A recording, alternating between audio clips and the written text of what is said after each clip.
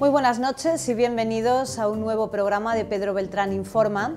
Como saben ustedes, en este programa hacemos un recorrido por el mundo y les hablamos de la historia, la situación política, la actualidad de países que pensamos les pueden interesar y de ciudades emblemáticas. Hoy vamos a cambiar de tercios y hace 2 semanas dedicamos 2 programas a hablar del Reino Unido, pues hoy nos vamos al vecino Francia y concretamente a una de las ciudades más bonitas del mundo, a París.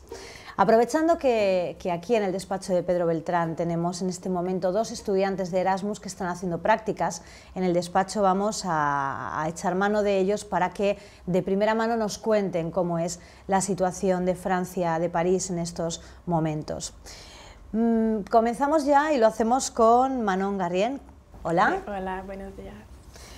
Bien, ¿cuál es la situación política en Francia? Los franceses no tienen confianza en el gobierno actual, tampoco tienen confianza en los candidatos futuros. Los numerosos escándalos que se han repetido han dañado la imagen y la seriedad de los políticos. Ha existido un escándalo concerniente la vida privada del presidente Hollande. Como consecuencia, hoy el presidente Hollande es el presidente menos apreciado para la opinión pública de toda la historia de Francia. También este era el problema del antiguo presidente de la República, Sarkozy, que ve cada semana nuevos artículos relativos a la financiación ilegal de su campaña presidencial del año 2007. Además, ningún partido dispone de un acuerdo con el conjunto de sus miembros. Hay graves divisiones internas dentro de los partidos. Se critican entre los propios dirigentes y dan muestras de sus desacuerdos en público. En un momento en el que Francia necesita estar unida, los partidos políticos muestran lo contrario y esto hace mucho daño a la población. Los problemas políticos y económicos y sociales que encuentran Francia pasan a segundo plano y esto crea un gran disgusto entre la población. Los franceses piden más acción por parte del gobierno para sostener su poder adquisitivo y el empleo. No quieren asumir las consecuencias de los escándalos y la corrupción que se han repite y de unos representantes políticos que crean una mala imagen en el extranjero.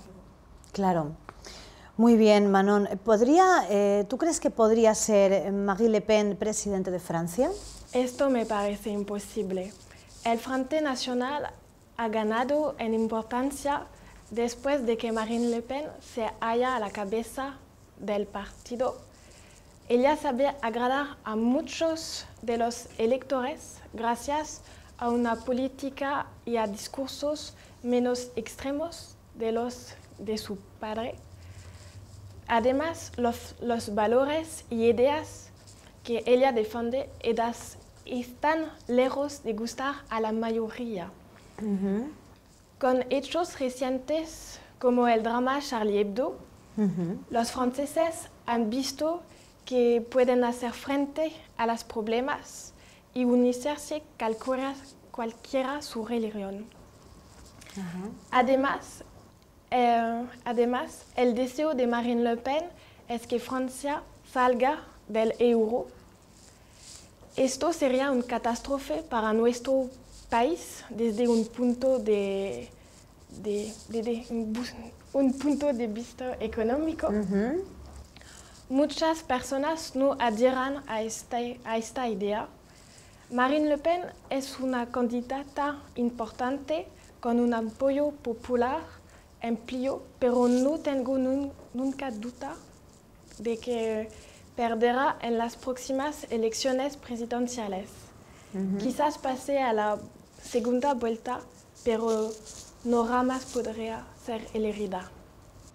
Muy bien, Manon, muchísimas gracias por ese esfuerzo tan grande con el idioma, que ya nos gustaría a nosotros hablar francés como tú español.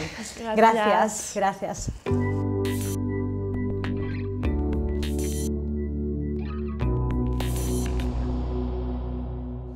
Continuamos, lo hacemos en esta ocasión con Teo Fracciola. Él también es estudiante de Erasmus y se encuentra en este momento haciendo prácticas en el despacho de Pedro Beltrán. Y con Teo, ¿qué tal, Teo? ¿Bien? Buenos días. Hola. Gracias. Vamos a hablar también de la situación política, a ver cuál es tu visión. ¿Cómo es la situación política ahora mismo en Francia? Hoy el gobierno francés encuentra numerosos obstáculos en el terreno económico, financiero, pero también en el plano social. Además de tener que asumir los graves efectos de la crisis de 2008, el Estado francés se enfrenta a una nueva crisis, una crisis social. Estas dos crisis están estrechamente ligadas. Por una parte, las dificultades con las que se encuentra un sector muy amplio de la población que ha perdido una parte importante de su poder de adquisitivo. Este ha creado un sentimiento de desengaño, de revuelta. Desde 2012, Francia está dirigida por un gobierno mayoritariamente socialista que recibe numerosas críticas. Como la propia palabra indica, lo social significa distribuir recursos financieros a los más pobres, pero numerosos ciudadanos se quejan de la injusticia considerando que el gobierno no aplica realmente una política socialista. Numerosos franceses no están de acuerdo con el ruego relativo a la política aplicada por nuestro presidente François Hollande. No se puede generalizar, pero hay muchos casos de personas que están recibiendo subvenciones sin trabajar, lo que no estimula el crecimiento. De la misma forma, hay muchos ciudadanos ricos que huyen del Estado francés y exilian su fortuna en paraísos fiscales. Cabe recordar el reciente caso de famoso actor Gérard Depardieu, que se ha hecho ciudadano ruso y renunciando a la nacionalidad francesa. La crisis económica es el origen de la crisis social y muchos ciudadanos han elegido de refugiarse en partidos extremistas, lo que en mi opinión no es una buena solución. ¿Y cómo ves las elecciones presidenciales de 2017? De cara a las próximas elecciones presidenciales de 2017, los ciudadanos franceses quieren tener respuestas, promesas verdaderamente se cumplan a las relativas obstáculos socioeconómicos. Pero el problema es que lo que esperan los ciudadanos es muy distinto de unos a otros. Algunos querrán perseguir con esta política socialista de François Hollande o Manuel Valls que gana cada vez más popularidad. Otros se inclinarán por la política liberal de Nicolas Sarkozy con el UMP para ir en contra del Partido Socialista. No debemos olvidarnos del partido que cada vez tiene más apoyos, el de Marine Le Pen, el Frente Nacional. Sus ideas son compartidas cada vez por más ciudadanos. Estos son los tres principales partidos en Francia. Desde un punto de vista personal, pienso que es demasiado pronto para saber quién será nuestro nuevo presidente, porque la política es un mundo imprevisible y muchos asuntos recientes o futuros pueden surgir y dañar la reputación de un partido o de un político. Un escenario parecido al de 2002, con Le Pen y Chirac en la segunda vuelta podría presentarse.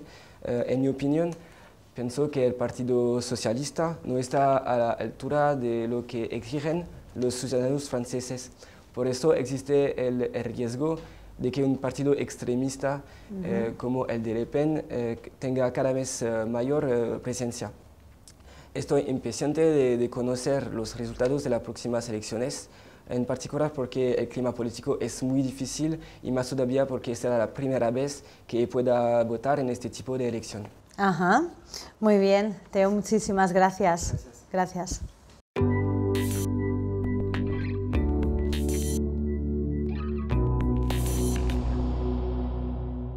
Pues continuamos y el punto final a este primer programa sobre Francia, sobre París, lo va a poner Pedro Beltrán, presidente de la Asociación Europea de Abogados. ¿Qué tal, Pedro? Muy bien, buenas noches y gracias por venir a nuestro despacho. Nada, gracias a vosotros, como siempre, por recibirnos y por hacer este esfuerzo que siempre hacéis por ilustrar el tema del que vamos a hablar.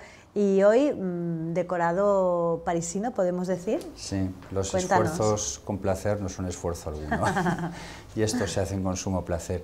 Decorado parisino y francés, también muy difícil elegir porque la historia es amplísima, tanto de Francia como la historia de París, con lo cual hemos hecho una selección quizás de lo más significativo.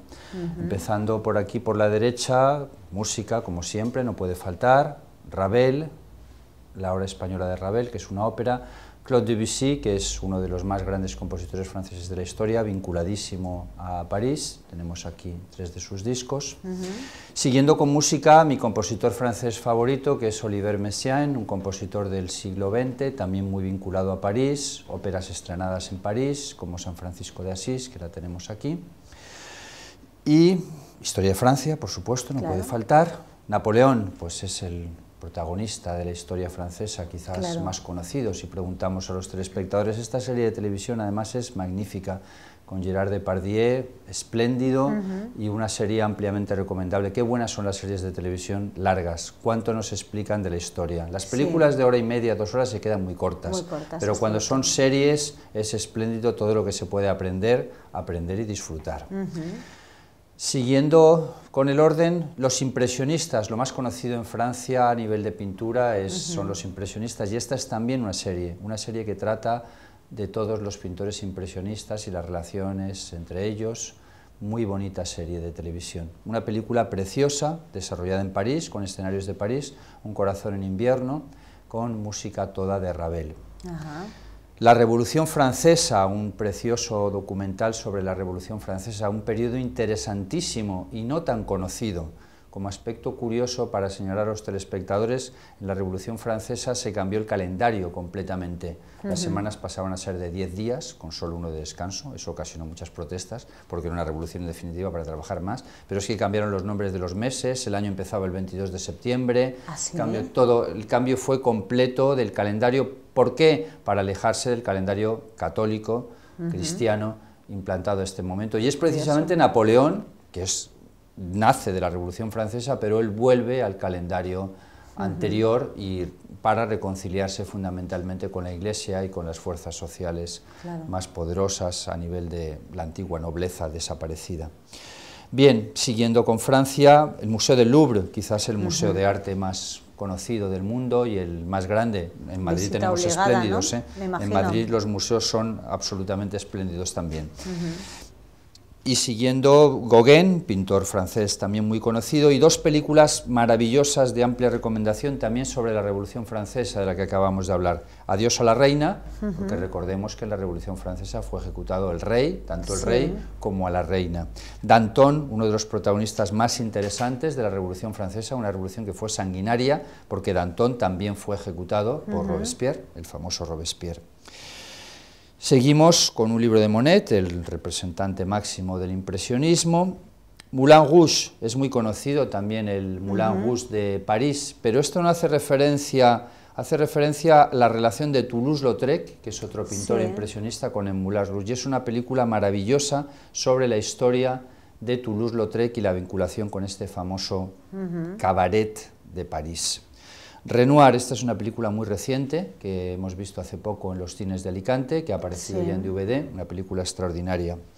Siguiendo, Brancusi. Brancusi es un escultor rumano, pero vivió casi toda su vida en Francia, y este escultor tiene un museo al lado del Centro de Arte Moderno, Georges Pompidou, el Museo de Arte Moderno, tiene uno de los mejores museos de París. Henri Matisse es el mejor pintor francés del siglo XX, y siguiendo con pintores no podía faltar Picasso. Bien, Picasso es español, está claro, pero vivió la mayor parte de su vida, prácticamente la totalidad de su vida la vivió en Francia, muy vinculado a Francia, y tenemos un libro que se titula Le Dernier Picasso, es decir, el último Picasso, y otro libro sobre el Musée Picasso, el Museo Picasso de París, es mi museo favorito de París, es un museo que donaron los herederos de Picasso tras su fallecimiento para pagar los derechos de sucesión. El Estado francés, en lugar de cobrar en dinero, cobró en cuadros, y es el mejor museo de Picasso del mundo. Hay uno también muy bueno en Barcelona, pero por tamaño, calidad y periodo más avanzado de las obras es el mejor que existe. Y una película de Picasso biográfica sobre todas sus relaciones amorosas, que fueron muchas y muy intensas durante toda su vida. Un hombre que, como él dice, siempre seré joven, siempre he sido joven, y lo decía todavía cuando tenía 90 años. Seguimos con el despliegue aquí en el centro, tenemos una ópera sobre Manon, que nos ha hablado antes Manon, pues es una de las mejores óperas francesas de Massenet, un compositor del que se cumplió precisamente el aniversario el martes. Sí. Péléas y Mélisande de Debussy, quizás la ópera francesa más conocida, y San Francisco de Asís de Messiaen, una ópera de reciente estreno en 1992, también en París. Todas estas óperas, las tres, se estrenaron en París, y el teatro donde se estrenó Péléas y Mélisande todavía existe, por supuesto el de Messiaen, claro, porque es del año 1992. En el centro, de nuevo, Péléas y Mélisande. Siguiendo a la izquierda tenemos el Rey Sol, famoso rey, sobre todo por los palacios de Versalles, otro compositor francés, Héctor Berlioz, y el Museo d'Orsay. Y ya para terminar, el Bolero de Ravel, muy conocido por muchas películas y por los telespectadores, la mejor obra sinfónica de la música francesa, la Sinfonía Turangalila, también de Olivier Messiaen. La Reina Margot, que es una de las mejores películas, en mi opinión, de la historia. Aquí están dos de mis películas favoritas, no de Francia, sino en general, de toda la historia del cine. La Reina Margot hace referencia al episodio de la lucha entre protestantes y católicos, y es una película de un ritmo mágico, que además reúne el componente histórico. Y Indochina también tiene una parte histórica que corresponde a todo el momento en el cual Francia dominaba Vietnam y parte de Asia, que eran colonias francesas y que lo fueron hasta después de la Segunda Guerra Mundial.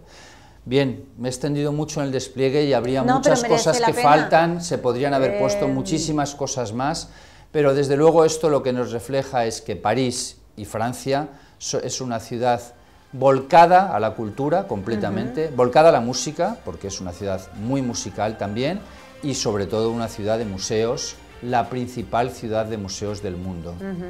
Decía que merece la pena porque a lo largo de la música, del cine y de la literatura hacemos un recorrido por la historia del lugar del que hablamos, y por eso a mí sí que me gusta mucho esta parte del decorado. Y supongo que a los telespectadores también. Espero que sí, espero no haberles aburrido. Seguro que no, Pedro. ¿Cuál es el papel de París en la historia de Francia? París es muy diferente que el papel que pueden tener otras capitales de países principales como España, Reino Unido y Alemania. Vamos a explicar un poco por qué, y creo que se va a entender. París realmente es capital de Francia, elemento central y ciudad absolutamente principal y esencial. No ocurre lo mismo en España. Primero porque la capital, bueno, ya hace muchos años que es Madrid, pero tenemos un problema con las reivindicaciones de Cataluña, ahí también tenemos el País Vasco, Barcelona es una ciudad tremendamente importante también, no tan lejana en población de Madrid. Eso no existe en Francia. En Francia, Francia, no voy a decir que Francia sea París, porque esto es demasiado simple y no sería correcto, pero está claro que si le preguntamos a los espectadores, en primer lugar está París y luego ya las demás quedan muy alejadas, incluso en población y en importancia histórica y cultural. Si vamos a Inglaterra pasa más o menos lo mismo, mejor dicho, por supuesto, Reino Unido, no Inglaterra, tenemos Escocia, tenemos Irlanda del Norte, tenemos Gales, también tenemos esa reivindicación autonomista tan en boga ahora, tras los resultados de las elecciones inglesas de la semana pasada. Bien, Londres no es tan elemento central, es una ciudad más importante que las demás, sin duda, pero está mucho más diversificada. Y si vamos a Alemania, muchísimo más todavía. Berlín es la capital de Alemania, correcto, pero Múnich es más rica que Berlín, Hamburgo también, tenemos a Frankfurt, que es la capital del euro, tenemos un Estado descentralizado. El Estado francés es un Estado central, y un Estado que siempre en la historia ha sido París, París y París, donde se han tomado las decisiones. No tiene nada que ver las competencias que tienen las regiones o provincias francesas con las que pueden tener las comunidades autónomas españolas. Por ejemplo, Cataluña, hay una Cataluña, muchos telespectadores no saben que hay una Cataluña francesa y una Cataluña española. De la Cataluña francesa es que ni la han hecho región siquiera. Es decir, la han metido en otro grupo para hacerlo más grande, el idioma está difuminado, prácticamente no existe. Entonces París actúa realmente como capital y elemento centralizador de todo el Estado. Ajá. ¿Y el papel del francés en el mundo, ya que hablabas del idioma? Se ha deteriorado muchísimo. Me refiero que ha perdido una importancia muy grande en relación con lo que tenía. Antes hacíamos referencia a Indochina. Bien, allí se hablaba francés, hoy no se habla francés en Vietnam, ha desaparecido completamente el idioma. Se sigue hablando en África porque actúa como elemento central en países que tienen muchos idiomas, por ejemplo Senegal, 20 idiomas, Mali 40, como tienen tantos idiomas locales, tribales, pues al final el francés actúa como elemento nuclear, pero casi se ha reducido a Francia algunas posesiones que todavía tiene Francia en ultramar, como Guadalupe, la Martinica, Reunión, que son pequeñas islas, las dos primeras del Caribe, la otra está en el Océano Índico, Reunión, que se sigue hablando francés, pero el francés era, junto con el inglés, el idioma central del mundo. Hoy el español lo ha superado claramente y en Europa le ha superado el alemán, con lo cual el francés podría estar hoy en cuarta posición, olvidándonos del chino y otros, es decir, en cuarta posición dentro de los idiomas occidentales. Háblanos de los horarios en Francia. Sí, este tema de los horarios es curioso porque aun estando tan cerca de España, los horarios también son diferentes, lo hemos hablado ya en otras ocasiones aquí. En Francia se come a las 12:30 de la mañana, a las 12, tú reservas en un restaurante y te vienen franjas horarias en muchos, si quieres reservar por internet, 12, 12:30, 1, ni siquiera algunos tienen la franja ya de la 1:30 para reservar, y las 12 es cuando se empieza a comer normalmente. Pero con respecto a esto de los horarios hay un tema curioso, que es que Francia, se ha visto en una película que está hoy en exhibición en los cines en Alicante, se llama Suite Francesa, una película que recomiendo plenamente, que se está proyectando esta semana en nuestra ciudad, y en esta película se ve como los alemanes cuando entran en Francia cambian la hora, y como las personas que entran, los alemanes que entran en domicilios franceses, porque si están allí después de conquistar Francia en 1940, cambian el reloj y dicen, no, hay que cambiar el reloj porque tenemos que estar con la hora alemana, etc. Francia cambió la hora con motivo de la Guerra Mundial. España, Franco, como gesto de amistad, no tiene otra palabra, hacia Hitler, cambió la hora también, es decir, que retrocedimos el reloj y nos pusimos de acuerdo con la misma hora que tenía Alemania. Bien.